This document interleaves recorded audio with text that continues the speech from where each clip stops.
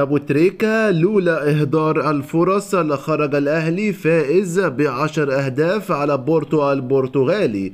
تصريحات نارية وقوية من أبو تريكة على تعادل النادي الأهلي أمام بورتو البرتغالي في كأس العالم للأندية في مباراة تاريخية، مباراة أدى فيها النادي الأهلي أداء مشرف قدام العالم كله، حيث قال تريكا الأول يا أهلاوي عظيم اعمل اللايك المهم جدا، كلام مهم جدا، تصريحات مهمة من أبو تريكا، اعمل اللايك.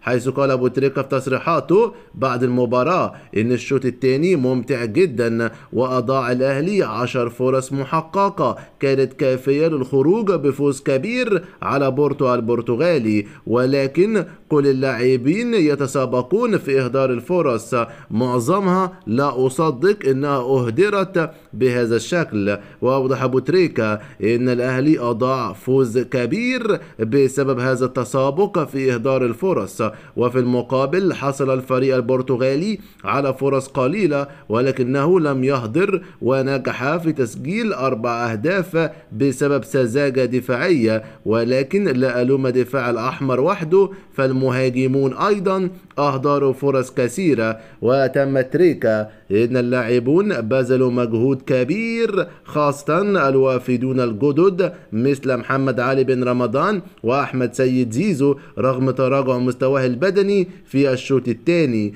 مؤكدا أن بني الفريق على هذا الأداء فسينتصر على أي خصم وسيتوج ببطولات كثيرة في القادم إن شاء الله.